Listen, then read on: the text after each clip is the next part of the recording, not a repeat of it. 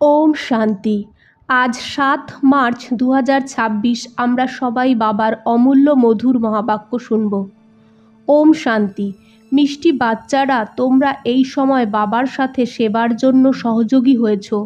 এই জন্য তোমাদের স্মরণ করা হয়, পুজো করা হয় না, কারণ শরীর অপবিত্র হয়। আজকের প্রশ্ন: কোন নেশা তোমাদের বাচ্চাদের বুদ্ধিতে নিরন্তর থাকা উচিত? উত্তর: আমরা শিব বাবার বাচ্চা। ওনার থেকে রাজযোগ শিখে স্বর্গার রাজাইর বর্ষা নেই। এই নেশা তোমার নিরন্তর থাকা উচিত। বিশ্বের মালিক হতে হবে তো অনেক সচেতন হয়ে পড়তে আর পড়াতে হবে। কখনো বাবার নিন্দা করো না, কারোর সাথে লড়াই ঝগড়া করো না। তোমরা কড়ি থেকে হীরের মতো হচ্ছ, তো ভালোভাবে ধারণা করতে হবে। ওম শান্তি। বাচ্চারা বুঝেছে, যে বাবার সাথে আছে সে বাপদাদার সাথে আছে। এখন তো ডাবল হলো, তাই না? এটা ভালোভাবে বোঝানো হয় যে ব্রহ্মা দ্বারা পরমপিতা পরমাত্মা শিব স্থাপনা কিভাবে করবে। ওরা তো জানে না, তোমরা বাচ্চারাই জানো যে ওনার নিজের শরীর নেই। শ্রীকৃষ্ণের তো নিজের শরীর আছে। এমন তো বলা যায় না যে পরমাত্মা শ্রীকৃষ্ণের শরীর দ্বারা স্থাপনা করে। না, শ্রীকৃষ্ণ হলো সত্যযুগের প্রিন্স। পরমপিতা পরমাত্মা ব্রহ্মা দ্বারা স্থাপনা করায়, তো অবশ্যই ব্রহ্মার মধ্যে প্রবেশ করবে, আর কোনো উপায় নেই। প্রেরণার কথা নয়, বাবা ব্রহ্মা দ্বারা সব বুঝিয়ে দেয়। বিজয়মালা, যাকে রুন্ডমালা বলা হয়, যেটা মানুষ পুজো করে, স্মরণ করে। তোমরা বাচ্চারা বোঝো যে রুদ্রমালা শুধু স্মরণ করা হয়। মেরু বলা হয় ব্রহ্মা সরস্বতীকে, বাকি মালা হলো বাচ্চাদের। বিষ্ণুর মালা তো একটা, পুজো করা হয়। এই সময় তোমরা হলে পুরুষার্থী, তোমাদের স্মরণ করা হয়। আত্মাদের মালা না জীবাত্মাদের মালা? প্রশ্ন উঠবে, তাই না? বিষ্ণুর মালাকে তো বলবে চৈতন্য জীবাত্মাদের মালা। লক্ষ্মীনারায়ণকে পুজো করা হয় কারণ ওনাদের আত্মা আর শরীর দুটোই পবিত্র হয়। রুদ্রমালা তো শুধু আত্মাদের হয় কারণ শরীর অপবিত্র হয়। এদের তো পুজো করা যাবে না। আত্মা কি করে পুজো করা যাবে? তোমরা বলো যে রুদ্রমালা পুজো করা হয়, কিন্তু না, রুদ্রমালা পুজো করা যায় না। মালার যে দানা আছে তাদের স্মরণ করা হয় যখন শরীরের মধ্যে আছে। দানা তো ব্রাহ্মণদের হয়, স্মরণ কাদের করে এটা তো কেউ জানে না। এরা হলো ব্রাহ্মণ যারা ভারতের সেবা করে, ওদের মনে করা হয়। জগতাম্বা দেবীরা অনেক আছে, তাদের ইয়াদ করা উচিত। পূজনযোগ্য হয় লক্ষ্মীনারায়ণ। তোমরা নও, কারণ তোমাদের শরীর পতিত হয়, আত্মা পবিত্র হয়, কিন্তু তাকে পুজো করা যায় না, তাকে স্মরণ করা হয়। কেউ তোমাদের জিজ্ঞাসা করে তো বোঝাও, তোমরা হলে ব্রাহ্মণিয়া, তোমাদের দেবীদের রূপে স্মরণ করা হয়। তোমরা শ্রীমতে পাবন হও, তো এই মালা প্রথমে ব্রাহ্মণদের বোঝাবে, তারপর দেবতাদের। বিচার সাগর মন্থন করলে রেজাল্ট বুঝবে। যখন আত্মা শালিগ্রাম রূপে আছে তখন পুজো করা হয়। শিবের পুজো হয় তো শালিগ্রামেরও পুজো হয়, কারণ আত্মা পবিত্র হয়, শরীর না। স্মরণ শুধু তোমাদের করা হয় কেন?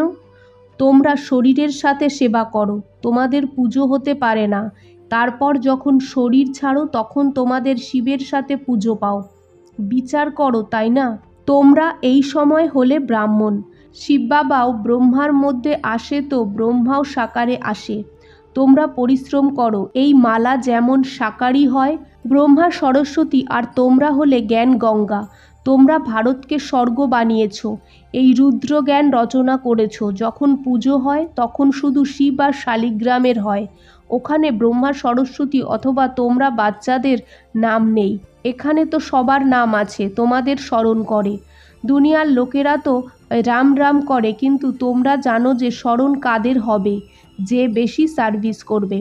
প্রথমে বাবা হলো ফুল, তারপর মেরু। যে অনেক পরিশ্রম করে সে রুদ্রমালা থেকে বিষ্ণুর মালায় চলে যায়। তোমাদের শুধু আত্মা পূজ্য হয়, তোমরা স্মরণ করার যোগ্য হও। রুদ্রমালা হওয়ার যোগ্য যখন হয়ে যাবে তখন শেষে তোমরা শুদ্ধ হয়ে যাবে। তোমাদের সাক্ষাৎকার হবে যে পাস উইথ অনার হয়ে গেছো। সবাইকে পতিত থেকে পাবন তো এক বাবা বানায়। ক্রাইস্টের জন্য এমন বলা যাবে না যে ও ও পতিতদের পাবন বানাবে। ওনাকে জন্ম মরণে এসে নিচে নামতেই হবে। বাস্তবে ওনাদের গুরুও বলা যায় না, কারণ সদ্গতিদাতা একজনই হয়। যখন শেষ সময় হবে, ঝাড় জর্জরীভূত হয়ে যাবে, তখন বাবা এসে সবাইকে সদ্গতি দেয়। আত্মা উপর থেকে আসে ধর্মের স্থাপনা করতে। ওনাদের তো জন্ম মরণে আসতেই হবে। সদ্গুরু একজনই হয় ও সবার সদ্গতিদাতা। সত্যিকারের সদ্গুরু মানুষ হতে পারে না। এরা তো শুধু আসে ধর্ম স্থাপন করতে। ওদের পিছনে পিছনে সবাই আসতে থাকে পার্ট বাজাতে। যখন সবাই তমপ্রধান অবস্থাকে পায় তখন আসি, এসে সবার সদ্গতি করি। সবাই ফিরে যাবে, তারপর নতুন থেকে চক্র শুরু হবে। তোমরা রাজযোগ শেখো, ওই রাজাই পাবে। তারপর রাজা হও বা প্রজা হও। প্রজা তো অনেক হবে, পরিশ্রম হলো রাজা হওয়ার।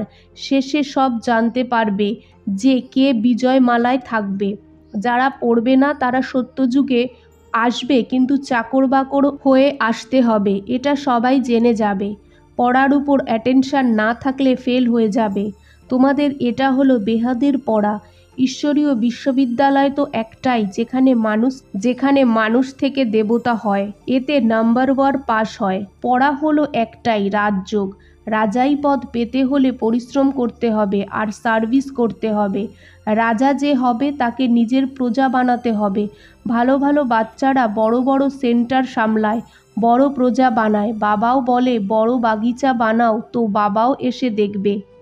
বাবা সাথে নিয়ে যাবে, ছেড়ে যাবে না। প্রথমে মূল বাতানকে জানতে হবে, যেখানে আমরা আত্মারা থাকি। এই সারা সৃষ্টিচক্রকে জানলে তোমরা চক্রবর্তী রাজা হয়ে যাবে।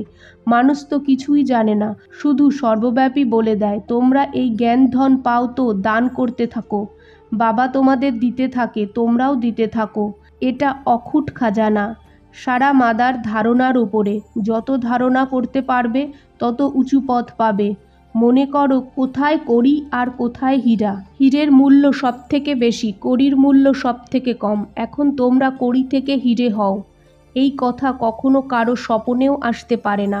শুধু বুঝবে অবশ্যই লক্ষ্মীনারায়ণের রাজ্য ছিল, যেটা হয়ে গেছে। বাকি এই রাজ্য কখন কে দিয়েছে এটা কিছুই জানে না। রাজাই কে দিয়েছে, এখন তো কিছুই নেই। রাজযোগ থেকে স্বর্গের রাজাই পাওয়া যায়। এটা কত সূক্ষ্ম খেলা। ভালোভাবে বাচ্চাদের বুদ্ধিতে এর নেশা থাকা উচিত। শুধু মায়া এই নেশা থাকতে দেয় না। আমরা শিব বাবার বাচ্চা, এই নলেজ পড়ে আমরা বিশ্বের মালিক হব, এটা কখনো কারো বুদ্ধিতে আসতে পারে নাকি?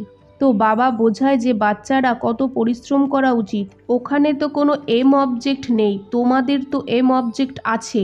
বাবা, টিচার, গুরু তিনজনই আছে। তোমরা জানো এই পড়া থেকে আমরা বিশ্বের মালিক হব। কত সচেতন হয়ে পড়া আর পড়ানো উচিত। সবার সাথে মিষ্টিভাবে থাকা উচিত। লড়াই ঝগড়া করো না, বাবার পরিচয় দাও। বাবা বলে, দো দান তো ছুটে গ্রহণ। নাম্বার 1 দান হলো দেহ অভিমান। এই সময় তো তোমরা আত্ম অভিমানী হও আর পরমাত্মা অভিমানী হচ্ছ। এটা হলো অমূল্য জীবন। বাবা বলে কল্প কল্প আমি তোমাদের এমন পড়াতে আসি, তারপর তোমরা ভুলে যাও। এটাও ড্রামায় লেখা আছে। আচ্ছা মিষ্টি বাচ্চাদের গুড মর্নিং। আজকের ধারণা 1, সবার সাথে মিষ্টি কথা বলতে হবে। এমন কোনো কথা বলা যাবে না যাতে বাবার নিন্দা হয়। দেহ অভিমানের দান করে আত্ম অভিমানী আর পরমাত্মা অভিমানী হতে হবে। 2, যে জ্ঞানধন পেয়েছে তার দান করতে হবে। পড়া থেকে রাজাই পাওয়া যায়, এই নেশায় স্থায়ী থাকতে হবে। অ্যাটেনশন দিয়ে পড়া করতে হবে। আজকের বাপদাদার মধুর বরদান। সাক্ষীপনের সিট দ্বারা পরেশানি শব্দকে শেষ করা বাচ্চারা মাস্টার ত্রিকালদর্শী ভব। এই ড্রামায় যা কিছু হয় তাতে কল্যাণ ভরা আছে। কেন কি এই প্রশ্ন সমাজদারদের মধ্যে উঠতে পারে না। লোকসানেও কল্যাণ ভরা আছে। বাবার সাথ আর হাত আছে তো অকল্যাণ হতে পারে না। এমন শানের সিটে থাকো তো কখনো পারেশান হবে না। সাক্ষীপনের সিট পারেশান শব্দকে শেষ করে দেয়।